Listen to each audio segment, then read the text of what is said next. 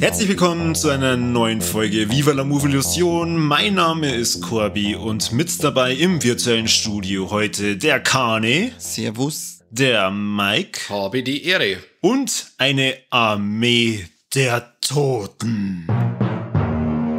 Oder auf Englisch Army of the Dead. Und über diesen wunderbaren Film, der seit letzter Woche auf Netflix draußen ist. Also heute ist bei uns während der Aufnahme der 27.05. Ihr dürft jetzt selber erraten, wann der dann rausgekommen ist. Ich glaube, es war der 21. Spoiler. Wir haben den gesehen und hier direkt die Frage an den Mike. Jo. Mike, wie hat er gefallen und was sagst du zur Handlung? Gut. Beziehungsweise gibt es eine Handlung. Genau, das ist das. Also an sich, sage ich jetzt mal, als Zombie-Film ist er totaler Rohrkrepierer. Aber als spaßigen Actionfilm ist er ein Volltreffer. Und zwar geht's darum, dass ein Blowjob auf einem Highway nähe Las Vegas einem Army-Transport zum Verhängnis wird, denn der sich in Lust ergehende Bräutigam kommt von der Straße ab oder kommt von seiner Spur ab und fährt quasi Vollgas in den Militärtransporter und da kommt was frei. Und das, was da freikommt, das ist so eine Art, gut, Zombie kann ich da nicht sagen, es ist ein Supermutant. Das ist ein voll der starke Typ, der wenn Leid beißt, ja, auch so in der Art wären wie er. Da der ganze Unfall in Nähe Las Vegas passiert ist, machen sie der Supermutant und die anderen, die quasi auch aufgestanden sind, nachdem er es bissen hat, nach Las Vegas auf und richten da eine riesige Sauerei an. Genau, und da wird quasi ganz Las Vegas infiziert und Leute werden gefressen und es werden immer mehr von denen, ich sage jetzt Untoten, und dann wird Las Vegas quasi rundum abgeriegelt von der Außenwelt. Die Klapperschlange lässt grüßen und quasi wird dann versucht, durch ein Einbrecherteam, dass Kohle, die unten in einem Safe, in so einem Casino noch gelagert ist, soll da rausgeholt werden. Und für das Ganze wird der Batista und noch ein ganzer Schwung andere, jeder kann irgendwas anderes, ein Söldner, dann haben wir noch einen dabei, einen Herrn Schweighöfer, der ist unser Safe-Knacker und so, und da wird eine Truppe zusammengestellt, die quasi die Kohle für so einen japanischen Geschäftsmann da aus dem infizierten Las Vegas rausholen sollen. So viel zur Story. Genau, und warum heißt der Film Armee der Toten? Etwa, weil es da viele Tote gibt? Ja, schon. Es gibt schon viele Tote und Untote und ja, es wird viel lustig gestorben. Naja, ich hätte es jetzt eher so erklärt, er heißt ja deswegen Armee der Toten, weil diese Untoten eine Besonderheit haben. Diese Gebissenen hören auf diesen Supermutanten. Also der kann tatsächlich ihnen Befehle geben oder die können sie ja untereinander irgendwie verständigen. Dadurch kann man halt praktisch sagen, er führt die an und es ist seine Armee, in Anführungsstrichen. Oder darf das einer von euch anders sehen? Nein, sehe ich also, weil das mag der Zack Snyder, das hat er ja bei seinem Dawn of the Dead Remake hat er das ja schon angefangen, dass er die Viecher ein bisschen anders macht und nicht die weg von den schlurfenden Zombies und hin zu laufen voll umeinander und sind da voll fit und unterwegs, und jetzt geht er direkt in die Richtung, dass er ein Stückel Menschlichkeit lässt und sie zu Rudel zusammenschließt mit Alpha-Tiere und Anführer und sie untereinander in Anführungszeichen Befehle geben können und so ein Zeug, bringt er wieder ein wenig einen anderen Wind ein in die ganze Zombie-Geschichte. Ja, und wer natürlich auch noch einen ganz anderen Wind mit reinbringt, der Mike hat ihn schon genannt. Das ist für uns Deutschen natürlich erst einmal so ein Warleck-Faktor in diverse Richtungen. Der Matthias Schweighöfer ist dabei. Schweigberger. Jemand, den man bisher in solchen Filmen bisher noch nicht gesehen hat. Und was nur besonders ist, er verstellt sich nicht besonders. Also ich habe jetzt nicht das Gefühl gehabt, er spielt in dem Film eine andere Rolle wie in seinen anderen Filmen. Ich sage jetzt mal, als Brian vom Tat in Game of Thrones war schon auch nicht schlecht, muss man sagen. Ja, das war auf alle Fälle gut. Muss man ihm schon lassen. Ja. Na, also für mich hat er dieselbe Kackrolle gespielt wie sonst auch. Für mich war er genauso, Ja, das ist halt unser Schweiki, gell? Das ist halt einfach, der wird immer der Komödienfuzzi sein, sei mir nicht besser. Also, er spielt ja so wieder so den Trottligen irgendwie, so den, er ist sowas wie bei den Pixar-Filmen, wenn es irgendein so ein Nebencharakter einführen, der wo dann ein Österreicher ist oder so, da wo jeder sagt, haha, da schaut sie, das war immer der lustigste vom ganzen Film, war die österreichische Raupen bei Ants oder sowas, weißt du? Das war lustig. Das war super. Genau. Und sowas ist der Schweighöfer auch bei Army of the Dead. Die fette Raupe. Schweighöfer ist die österreichische Raupe. Oh Gott. Was auch die dreckige Bratzen.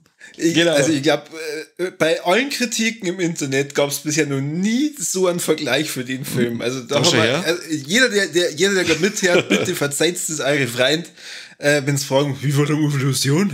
Kenn ich nicht. Ja, aber im Internet, ich lese überwiegend Positives für den Schweighöfer, habe ich festgestellt. Und mir hat jetzt auch nicht, ich glaube, da liegt es aber jetzt an dem Gesamtbild von dem Film, dass er mir da als lustiger Sidekick, nenne ich ihn jetzt einfach mal für die Gruppen, da war er eigentlich okay. Das hat passt, das hat mich nicht aufgeregt, aber die gleiche Rolle war halt in seine Blaupausen, die er in einer Tour von seine Filme macht und wiederholt. Da spielt er die gleiche Rolle, da nervt er halt einfach nur, weil das komplette deutsche 0815 Scheiß aus Paket immer beieinander ist und da geht's mir dann richtig auf den Sack und in der Art von Film jetzt sage ich, habe ich nicht als störend empfunden, da war halt dabei, kann da jeder gewinnen sein. Ja, genau. Da hat mich die behinderte Scheiß aus Spaghetti-Frisur von dem anderen Vogel viel mehr aufgeregt als der Schweighöfer. Herz auf, dass euch die Drecks-Scheißhaar oben in blonde Spaghetti verwandelt. Ich flipp aus. Die mehr mit dem Rasierapparat umeinander laufen, möchte ich jedem abrasieren. Jetzt muss man schnell helfen. Wen meinst du denn da? Ja, der Typ, der die Videos draht hat, wie es Zombies killen. Ah, okay, der Influencer. Okay. Ja, genau. Das Einzige, was an der Frisur gut war ausnahmsweise der Witz vom Schweighöfer, als er zu ihm gesagt hat, ich finde übrigens seine Frisur toll. Das auch nur, weil er ja prinzipiell die gleiche hat, aber der Schweighöfer hat halt einfach seine Haare und der andere hat es halt mit Absicht so gemacht und schaut aus wie ein Depp. Aber man muss ihm aber auch zugute halten, dem Schweighöfer, dass er auch nicht mehr raussticht oder nerviger ist wie alle anderen. Also ich muss auch sagen, dass von den Charaktere her, da sind wir eigentlich nur zwei, wo ich jetzt sage, da war ich dabei, da war ich emotional involviert. Und zwar ist das natürlich der Batista, der wo wirklich nicht schlecht schauspielert. Und dann sein Love Interest, sage ich jetzt einmal, die Ana de la Riguera, die Maria im Film, das fand ich ziemlich cool, die zwei, die Chemie, die war super, die haben sich zusammengesessen auf eine halbe und dann hast du gespannt, okay, die kennen sich schon ewig. Aber dann wieder zum Vergleich, die Beziehung zwischen dem Batista und seiner Tochter, der Kate, das war wieder so eine Sache, wo ich gesagt habe, braucht kein Schwein, die Chemie hat null passt und die war mir wirklich so dermaßen scheißegal, dass der Rauch davon gegangen ist. Und das war wieder so richtig typisches 0815 aufgezwungenes Drama. Ja. Wir brauchen ein bisschen Drama in der Geschichte, ein bisschen, da machen wir typische Papa, Tochter, können sie nicht ausstehen, Gaudi. Ja, passt, machen wir. Vor allem jetzt dauert aber der Film schon 2,5 Stunden und es dauert mindestens 50 Minuten, bis dann wirklich einmal in das infizierte Las Vegas reinkommen. Also es sind bestimmte Sachen dabei, wo man sich einfach schenken hätte können und das Ganze einfach, weiß ich nicht, da hätten 120 Minuten auch gelangt. Wobei ich aber dann sagen muss, er war dann trotzdem so kurzweilig, dass ich sage, okay, mir ist er trotzdem vorgekommen, wie wenn er nicht wirklich 2,5 Stunden dauert hätte. Also er war schon kurzweilig, aber man hätte es trotzdem noch komprimieren können, weil wirklich ein paar Sachen dabei waren, die einfach nervig oder unnötig waren. Ja. Aber ich weiß jetzt nicht, ob der geschnitten ist. Allerdings muss man ja dann auch sagen, dann darf's ja wieder in die Richtung gehen, dass man einen Zack Snyder Film kastriert. Und für das finde ich das schon geil. Nein, man muss ja nicht kastrieren. Ich sage allgemein, er hätte sie einfach kürzer fassen können mit dem Ganzen. Selber hätte er sie da kastrieren dürfen ein bisschen. Ja, genau. Und sagen, weißt du was, ein bisschen weniger Drama hier, ein bisschen weniger Gesülze da und dann sind wir bei knackige 2 Stunden. Aber mir ist auch so gegangen, die 2,5 Stunden. Ich hab mir zuerst gesagt, Alter, 2,5 Stunden für einen vollkommenen No-Brainer. Das wird jetzt sicher Tortur, habe ich mir zuerst gedacht. Und dafür ist aber echt kurzweilig, aber am Ende eine halbe Stunde weniger Gesülze und es war noch knackiger und spaßiger geworden. Weil spaßig fand ich auf alle Fälle. Bin ich ganz bei dir. Ja, richtig. Also ich fand ihn auch spaßig. Ich fand, das war mal ein bisschen ein anderer Zombie-Film. Und das Einzige, wo ich auch bei euch bin, also vollkommen bei euch bin, ist, die Chemie zwischen ein paar Charaktere halt irgendwie gar nicht passt oder ist auch nicht so richtig aufgekommen. Für mich war es kurz gleichzeitig so, dass ich mir gedacht habe, sag mal, wie viele Charaktere würden die jetzt nur einführen? Genau. Also ich verstehe ja, man braucht wahrscheinlich tatsächlich einen gewissen Expertenhaufen, um die Mission gelingen zu lassen. Allerdings war es mir dann echt irgendwann, also mit den Namen bin ich irgendwann echt nicht mehr durchgestiegen. Da habe ich mir den Charakter von Schweighöfer merken können, den Ludwig Dieter. Und dann war es schon ziemlich dünn. Und bitte, Herr Snyder, wenn Sie nächstes Mal so eine riesige, geile, so einen Trennschleifer geben, so eine riesige Kreissog, dann lassen wir bitte auch verdammt nochmal hernehmen. Weißt du, das ist ja so ein Ding, er grabt das Teil dann noch vor der Wüste aus, weil wenn er sie dann aufmunitionieren, das Team, dann holt sich jeder seine Waffen wieder zurück, die er von früher noch hat und so. Und dann kommt der Vanderhoe und grabt sich da in der Wüste sein Fassel aus mit der riesigen Kreissack drin, schnallt sich das scheiß schwere Drum auf den Bugel und nimmt das dann kein einziges Mal im Film mehr her. Weil ich sag, da musst du doch Zombies auseinander schneiden lassen. Er hat's am Anfang schon hergenommen. Ja, am Anfang. Aber für was nimmt ich denn dann in das verdammte infizierte Las Vegas mit, wo ich schon einen Kanister mit einem Haufen Sprit am Bugel hab, dann nimm ich den Schleifer noch mit, den wo ich dann nie mehr hernehme. Ich wollte das nicht zurücklassen. Das hat er gewusst, den habe ich am Anfang schon hergenommen, das hat jeder gesehen, wie geil das ist, brauche ich nicht nochmal. Aber das war cool, wo ich sag, die Szene am Anfang, wie du sagst, das mit dem Schleifer war geil, was du sagst, war geil. Richtig geil. Schneidet er da den Typen auseinander, super. Überhaupt, wo wir schon beim Anfang sind, dann können wir gleich beim Anfang bleiben. Das war wieder Zack Snyder vom Feinsten. Das ist der Fire-In, das ist wie bei Watchmen, das ist wie beim letzten Justice League, das ist wie bei Dawn of the Dead, Vorspann, Titelsequenzen, das hat er drauf. Was sagt ihr? Voll, 15 Minuten. Cheese, verdammt nochmal. Echt, Richard Cheese bringt diesen geilen Song, diese geile Version von Viva la Vegas. Nicht Viva la Movision. Viva la Movision singt der Richard Cheese, ein geiler Typ. Viva la Movision. Super. Ja, und dazu halt echt in Zeitlupe dann immer wieder diese Szenen, wo es dann erklärt wird, wie die dann in Las Vegas rein sind und das alles kaputt gegangen ist und geil. Ja, und ganz am Anfang nur das coole Ding mit dem Pärchen, das heiratet, dann läuft Elvis dann nebenbei. Das ist ja alles, das ist ein 15 Minuten langes Intro mit 2 voll geile Songs. Und in den 15 Minuten scheppert's ja nur. Es wird alles explodiert, alle sterben mit Kiefer ausreißen. Der hat am Anfang so geile Kills dabei. Ich sag grad, der eine Zombie, der mit dem MG zusammengerotzt wird. Voll, in lauter Einzelteile auseinanderballert. Voll geil. Also, das ist ja so geil, wie es da zleckt. Nur geil gewesen. Also bei dem Intro sitzt wieder da und denke mir, das könnte man jetzt halt 5-mal hintereinander anschauen, weil, wie es der Mike schon gesagt hat, Zack Snyder Intros sind immer geil, ob das Watchmen ist, ob das Sucker Punch ist, ob das Dawn of the Dead und jetzt Army of the Dead ist, die sind immer, diese Intros stechen immer über den ganzen, die überschatten teilweise die Filme vor ihm. Ja. Der Typ, der mit dem Fallschirm abstürzt in der Menge von den Zombies. Das ist auch so mies. Aber was haben sie sich denn gedacht? Sie sagen, also da haben wir gedacht, es ist zwar echt geil und ultra mies, aber dann denken wir, warum sollten da Fallschirmspringer hupfen, wenn da unten alles gerade noch wühlt? Ich glaube, der Helikopter ist abgestürzt. Nein, der Helikopter ist, glaube ich, abgestürzt und er ist dann wahrscheinlich rausgesprungen. Hat man da noch einen Helikopter im Hintergrund gesehen? Weil da sind ja mehrere mit dem Fallschirm runtergesprungen. Aber da sind doch ganz viele Helikopter immer wieder abgestürzt. Ja, also das haben sie ja da erzeugt und das schaue ich nochmal nach, ob in der Szene im Hintergrund der Helikopter abstürzt oder ob das ein geplanter Fallschirmspringer-Einsatz war. Weil wenn es ein geplanter Einsatz war, dann denke ich mir, kehrt der nicht anders, als gefressen wirst, der Depp. Ja, oder wir schreiben einfach einen Brief an Zack Snyder. Schreibt er nicht zurück, der ist beschäftigt damit, dass er Justice League 2 und 3 hoffentlich macht. Ja, unbedingt. Ja. Es war auch so, dass nicht nur das Viva la, jetzt wollte ich auch schon mal Viva la Movision sagen, nicht nur Viva Las Vegas gelaufen ist als Cover, sondern auch voll super Bad Moon Rising war ein Cover dabei oder The End von die Doors. Auch der Schluss, der Einsatz, ja gut, war wegen plakativ von die Cranberries, das Zombie haben sie ja dann auch noch gespielt. Das habe ich mir auch gedacht, aber warum ist denn da noch nie jemand auf die Idee gekommen, dass er beim Zombie-Film, wo die Cranberries Zombie spielt? Ja, weil es in dem Film null um Zombies geht. Weißt du, um was es an dem Little geht? Da geht es um Kriegstraumata. Und im Endeffekt geht es nur um Zombies.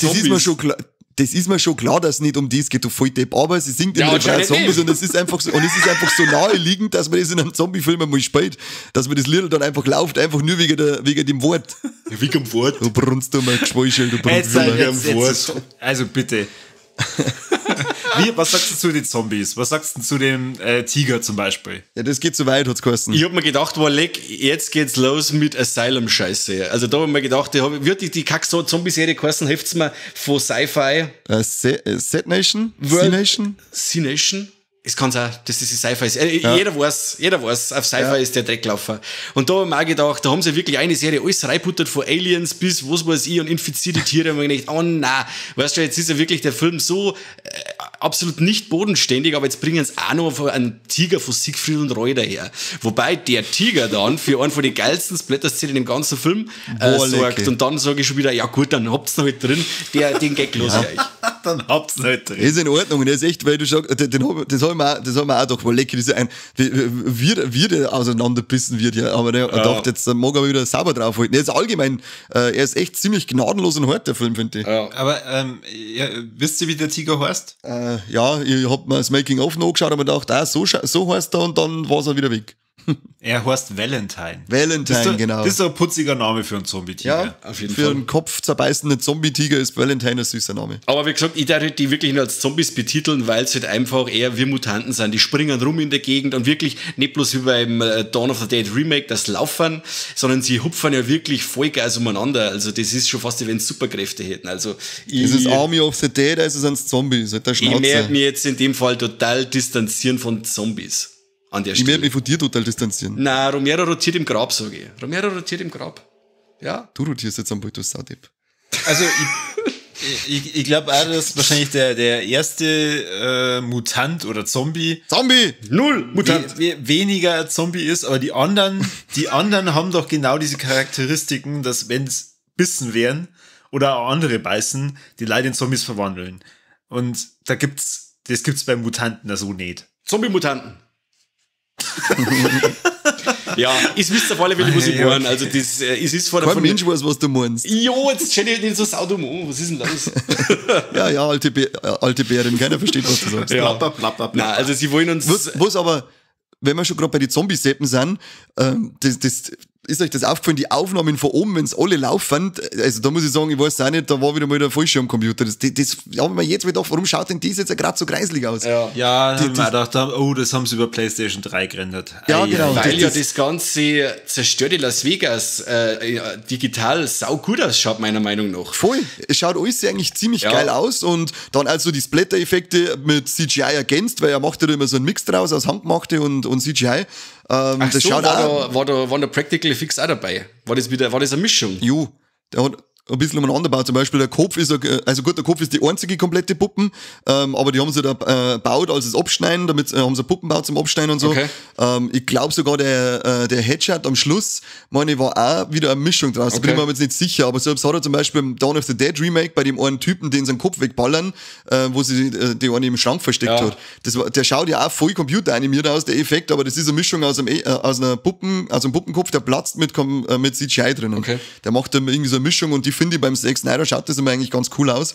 Aber dann eben die Aufnahmen von oben, wenn die da laufen, wo du da denkst, was ist das? Warum schaut das so komisch aus? Aufhören, geht's einmal normal was ist mit euch? Ich kann auf alle Fälle, mein Punktstreicher CGI-Gore hat nur seit Midnight Midtrain nicht mehr so gut ausgeschaut. Kann ich streichen, passt. Dann ist das wieder cool. Glaubt ihr, dass die Anspielung auf den Präsidenten, der die Atombomben früher losschickt, dass das eine Anspielung auf den Trump war, dass er Depp ist? Das kann schon sein. Nein, mit seiner Aussage, weil der Präsident ja auch, und der Präsident meinte auch weiter, dass es ja voll cool wäre und auch ziemlich patriotisch. Okay. So darf also ein Präsident sagen, wenn er eine seiner Landesidolstädte wie Las Vegas wegnukt, dass er dann sagen darf, das ist eigentlich schon cool und patriotisch auch. Da haben wir gedacht, das muss doch irgendwie so ein kleiner Seitenhieb auf unseren liebsten Orangenkopf sein. Auf jeden Fall. Und vor allem, ich muss auch sagen, es ist ja das Team besteht ja aus viel Latinos oder Schwarzer ist dabei und so, viel diverse. Also es ist ja auch so, dass die Besen dann im Endeffekt auch wo die Truppe infiltrieren, sage ich jetzt einmal, ich sage jetzt nicht, wer es ist, aber die sind halt dann wieder die Amis, weißt du, oder der Chines, der wo dann da mit dem Batista wieder funkt, wo es dann im Hintergrund sagst, okay, der arbeitet schon wieder mit dem Militär zusammen, mit den Amerikaner und die Latinos, das ist aber, glaube ich, Japaner gewesen. Ja, kann auch sein. Und dann schickt man quasi die ganzen Latinos über die Mauer, weißt du, die sind lauter so Sachen, wo ich gesagt habe, bei aller Trivialität vom Film hat er doch immer wieder ein paar so gesellschaftskritische oder auch konsumkritische Sachen mit dabei gehabt. Ja, allein mit der Figur vom Theo Rossi, dieser frauenverachtende Vergewaltiger, Fotzenhubbel. Das ist einfach, das sind so richtig schöne Genugtuungen, weil auch der Typ, der dem Tiger zum Opfer fällt und dann eben die Figur vom Theo Rossi, die zwei sind nicht so richtige Arschlochfiguren, die halt alles symbolisieren, was in der heutigen Gesellschaft ständig angekreidet wird und zum Anschwärzen da ist, weil es wirklich so oft falsch läuft. Und die zwei kriegen dann, das ist so eine Genugtuung, wenn man zuschaut, wie die verrammt werden, weil sie die richtig abkriegen, so richtig geil, nicht so schnell wie andere, die so mal schnell reißt oder dann gefressen werden und sonst weg, sondern das dauert einfach ein bisschen. Es ist einfach so, ach ja, das ist jetzt schön, dass ich zuschaue, wie du vom Tiger 5 Minuten nochmal angeworfen und bissen wirst. Genau, die toxische Männlichkeit, die wird so richtig ausgemerzt. Voll ist okay, da geht den Rasierer richtig Eier. Was sagt's allgemein zur Handlung, dass sie jetzt da reingehen und durch die Armee durch müssen, damit sie dann das Geld holen? Nimm mir so eigentlich ist ja das gar nicht die Handlung. Eigentlich sind ja sie gerade Ablenkung dafür, dass doch den anderen da haben wir davor kurz eine Spoilerwarnung raus. Spoilerwarnung! So, jetzt schalt's aus und haut's ab.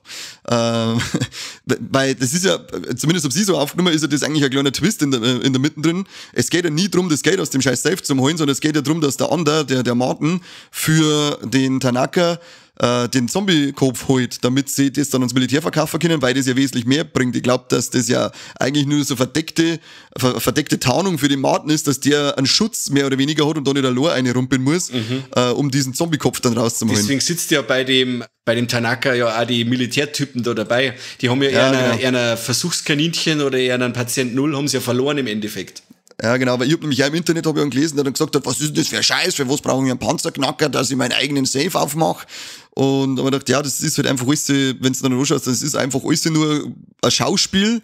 Die Gruppen sollen mit, damit sie den anderen mehr oder weniger Rückendeckung geben können, während er den eigentlichen Job erledigt und sie dann verdünnisiert, während sie da mit dem Safe umeinander spielen und die Viecher für ihn ablenken. Genau. Ja, das ist dann natürlich die Handlung, die sie dann entfaltet, aber die eigentliche Handlung, da wird jetzt, also die am Anfang so erscheint, dass sie halt wirklich eine Truppe zusammenstellen, damit sie dann in den Safe reinkommen. Findest du das originell oder sagen wir mal, okay, deswegen hat man Las Vegas genommen, deswegen hat man da eine Armee dann nur mal mit reingestellt, weil wenn es jetzt nur Zombies gewesen wären, hätten sie ja durchgemacht und das war's. Was heißt originell? Es ist jetzt so ein Heist-Movie in einem Zombie-Gewand versteckt. Also es ist nicht sonderlich originell, aber es schaut halt cool aus. Ja, und man kann ja dem Ganzen auch wieder die Konsumkritik mit dazu, da weißt du, das mit Las Vegas und alles mehr Schein als Sein und so weiter und so fort. Man kann da ein wenig philosophieren, da wir aber nicht. Nein, da wir nicht. Nein, nicht. Der Mike hat sich mit Philosophieren, hat er sich bei Midsommar schon verausgabt für das nächste Jahr. Ja, ich habe nicht mehr schnaufen können danach. Das glaube ich gleich. Und der Corby glaube ich auch nicht mehr vor lauter Smeitern, weil ich nicht dabei bin. Ich habe noch nie so einen nachtragenden Menschen gehört wie ein Corby in der Folge. Aber das ist ein anderes Thema, das heben wir uns auf. Da war ich stinksauer, ich sag's dir. Was aber, ich muss euch jetzt was fragen, sind eigentlich die Robot-Zombies aufgefallen? Nicht wirklich. Ich hab's bei Planet Disgusting gelesen, aber mir ist es nicht aufgefallen. Genau, da habe ich es auch gelesen und danach habe ich dann eben den Film nochmal angeschaut, weil beim ersten Mal anschauen war ein Kumpel da und dann haben wir ein bisschen so Whisky-Verköstigung gemacht und dann haben wir den haben wir nur noch nebenbei laufen lassen, haben wir echt überhaupt nicht aufgepasst.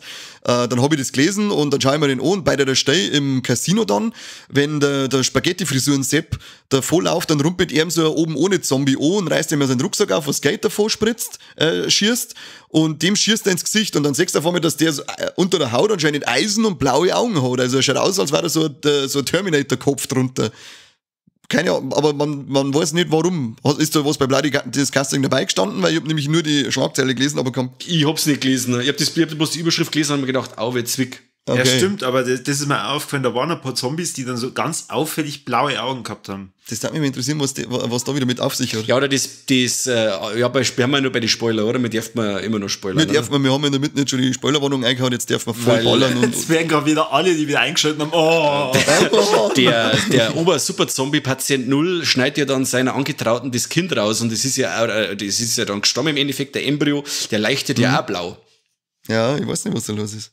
Ich weiß nicht, was los ist, da kommt bestimmt noch was. Ja, ich glaube, er hat sogar schon, also der Zack Snyder hat gesagt, er hat ja schon eine Idee, wo die Geschichte hingehen kann und hätte Bock auf eine Fortsetzung. Ja. Ja, dann hoffentlich wieder mit dem Charakter vom Schweighöfer. Der ist hier. Der hat's leider nicht ganz geschafft. Nein, der wird der neue Capo von den Zombies. Ach so, meinst du? Hey, es ist eher so, der Kinder noch ein Prequel, oder? Mit ihm als Safe-Knacker und so, da meine Kinder noch was, oder? Was? Echt jetzt? War da nicht eine Serie sogar im Gespräch mit ihm dann? Ja, die Army of Thieves heißt das Ganze und dann soll es quasi um einen Schweighöfer gehen. Soll aber dann ein reiner Heist-Movie werden, oder? Ich glaube schon. Gott. Ich weiß es nicht. Ja, und eine Animationsserie, also das, was du meinst, das kommt eine Animationsserie, kommt noch. Ich weiß nicht, was über alles kommt. Das wird immer alles, da kommt ein großer Film und dann werden rundum 48.000 Nebenprojekte, die diesen Film betreffen, angekündigt und ich komme überhaupt nicht mehr aus. Hört's mir auf jetzt, das überfordert mich, das ist eine Reizüberflutung. Ja, aber ist doch schön. Hat wieder Netflix was zum Ausbauen. So lange bis halt dann irgendwann einmal einen Film über uns machen. Ja, das dauert eh nicht mehr lang.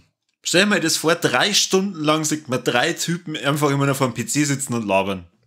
Cool. Oscar verdächtig. Cool, genau. Richtig. Und wir machen einen Podcast drüber und schimpfen. So ein Scheißdreck, so schaue ich gar nicht aus. Wer hat den mir als The Rock castet? Sapperlo. Richtig. Und mich werden es wahrscheinlich als Jack Black casten. Ich flipp aus. Nein, als, wie heißt der beim ersten Mal, das bist du. Seth Rogen, das bist du.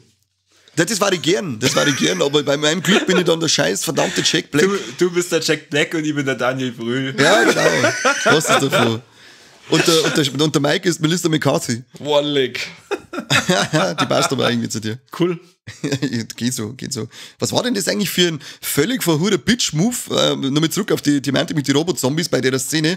Da wischt sie unseren Spaghetti-Kopf und dann schauen sie noch an, was tut er, zückt sofort die Splinte aus die Granaten aus, ohne dass er vorher sagt, haut's ab, ich spring mir jetzt. Nein, einfach nur Splint raus und dann musst du selber reagieren. Wenn du nicht kapierst, dann springst du jetzt. Was ist mit ihm? Nicht gerade eine beschissene Frisur, sondern auch noch ein beschissener Charakter, kurz bevor es ihn hat. Nein, ich bin mir nicht sicher, ob er das überhaupt noch gesehen hat. Ja, auf alle hat er es gesehen. Ja, der lag auch schon am Boden. Der hat sich nicht mehr richtig bewegen können. Bei so einer Frisur bist du einfach ein schlechter Mensch und deswegen hat er es da. Du weißt nicht, ist euch die kleine Anspielung aufgefallen an Aliens? Nein. Nicht? Sind wir jetzt wieder bei dem Embryo? Nein, bei die Latina, die dabei ist, einen Namen weiß ich nicht, die hat so ein rotes Stirnbandel auf. Ja, die ist eigentlich ziemlich cool. Ja, und die ist im Endeffekt genau von dem Charakter her und so wie die Vasquez aus Aliens. Ja, kann sein. Hey Vasquez, hat dich schon mal jemand für einen Mann gehalten? Nein. Und dich? Bam. Weltklasse-Witz. Geil. Weltklasse-Witz, ja. Was sagt ihr zur Pilotin? Die ist cool. Ja. Geile alte Grantlerin, die war dann noch zurückgeflogen, war dann, war es auf, was weiß ich, zum Wojerstorf zum Vogelwirt ein und hätte 15 halbe gesucht, von einer Schachtel erste 23 geraucht. Sehe ich nicht, ist das. Ich glaube, die war ja im Film eigentlich gar nicht dabei gewesen, oder? Die haben es nachträglich eingefügt, oder? Was? Echt? Ich habe nur irgendwas gelesen davon, dass er eine ganze Figur rausretuschiert hat. Ja. Weil da habe ich nämlich irgendeinen Witz gelesen, was kostet hat, Zack Snyder schafft es, dass er eine ganze Figur über 2,5 Stunden Film rausschneidet und Warner Brothers hat es nicht mehr geschafft, dass er einen Schnurrbart ein paar Minuten auszuschneiden. Ich meine, dass das die war und wenn man da ein wenig aufpasst, man sieht sie ganz oft nicht bei den anderen stehen. Wenn man sie sieht, dann sieht man es meistens allein irgendwo stehen. Und da ist quasi ein Schauspieler, ich wüsste jetzt seinen Namen nicht, ist mir entfallen, dem ist irgendwie auch so sexueller Missbrauch oder sowas vorgeworfen worden, Vergewaltigung, was weiß ich. Irgendein so Scheiß und dann ist der quasi raus montiert worden und der Peters, die Peters hinein. Aha. Okay, dann war das wahrscheinlich der Witz, auf das der Witz bezogen, dass er das schafft, dass er eben so eine ganze Figur rausbringt.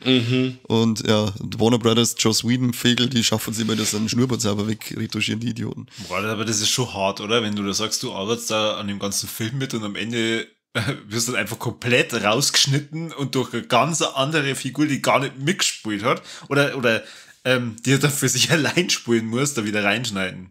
Ja, das ist leider scheiße. Wer weiß, ich weiß jetzt nicht, um welche Figur das geht oder welchen Schauspieler und was ihm vorgeworfen wird und ob man da schon irgendwas weiß an Wahrheitsgehalt. Aber es ist halt einfach so, da drüben, sobald jemand was vorgeworfen wird, ist der sofort geächtet und wird auch mit Missgabeln und Fackeln vertrieben. Oh. Irgendwann habe ich mal gehört, das geheißen hat, dass man so lange als unschuldig gilt, bis die Schuld bewiesen ist, aber das zeigt der Ernten, glaube ich, nicht. Das stimmt.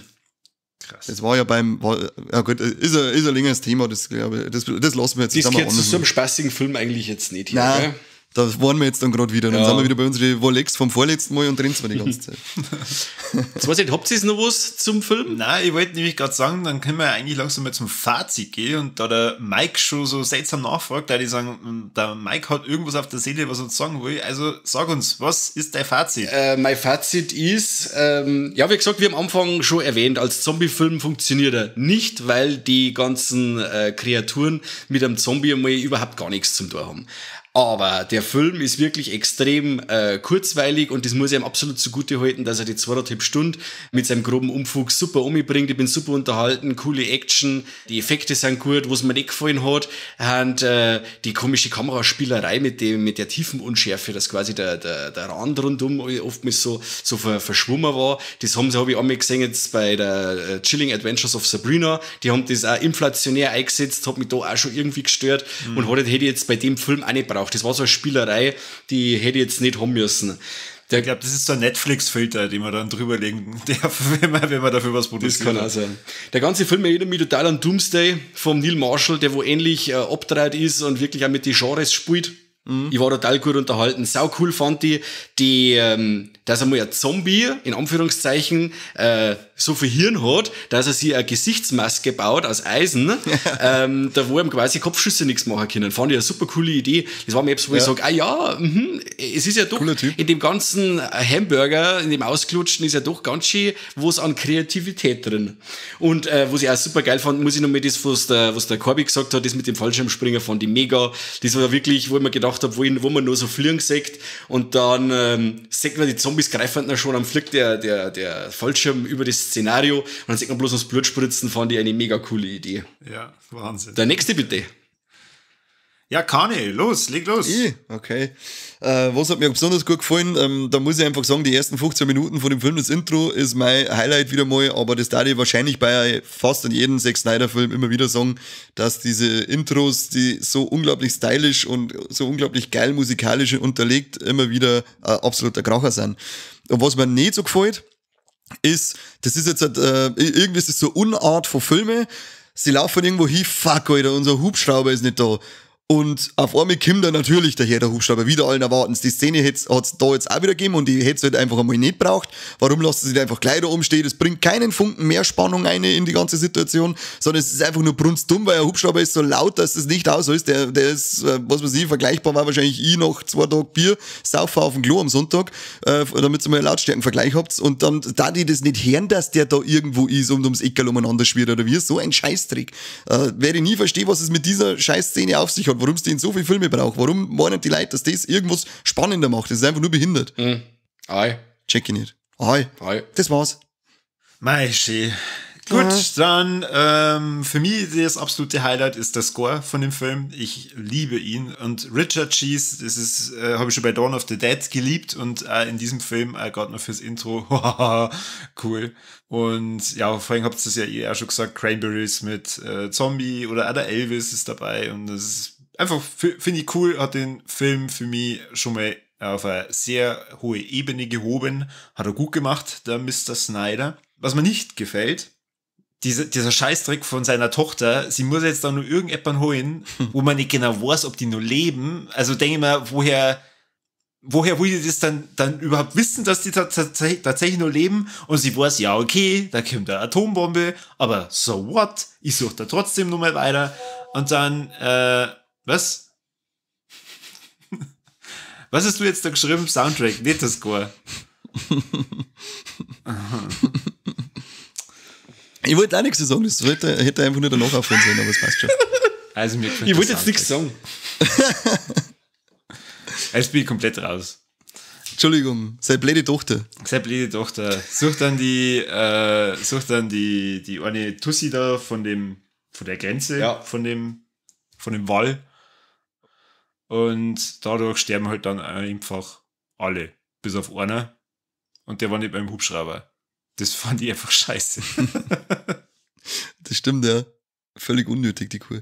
Die war allgemein unnötig. Die hat nichts außer gekünsteltes Drama da reingebracht. Das Rind. Ja. Aber jetzt kommen wir noch zu den Triple Threats. Und zwar Hammer Boobs. Ja, klein die ersten 15 Minuten, sauber nicht Titten. Und Hammer Schwengel? Nur in knackige Männertangas verpackt, weil halt ein paar von denen Stripper auch gezombied wurden. Oder gemutant oder gezombie-mutanted. Also verhüllte Trompeten. Ja, aber sie sind auf alle Fälle mal schön in Kamera, wird das ganze Paket wird sauber in Kamera gehalten, also kann man schon mal hinschauen. Und haben wir tote Tiere? Sein untote Tiere. Die sind ja eigentlich tot. Also gehören sie dazu, oder? Ja, da ist sagen, der hat 2. Da haben wir 2. Und zwar den Löwen, ein Tiger und das Ross.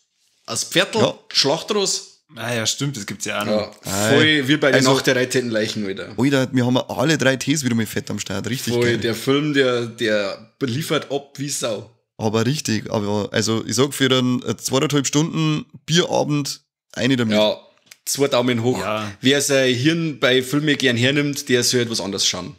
Der soll auf alle Fälle was anderes schauen, ja. Richtig. Und ich würde sagen, der Mr. Snyder, wenn er Bock hat, darf unseren Film dann verfilmen. Der vermachen, ja. Der Snyder Cut. Da unsere Hörer offensichtlich einer hier nicht gern hernehmen, weil sonst hätten sie uns ja nicht hören, denke ich mal, haben die damit Spaß. Das piepst dir alles aus, okay? Was? Piepst nicht über alles aus, sonst piepst du deine Arberschl jetzt dann vom Arberschl rein, wenn es gut gibst.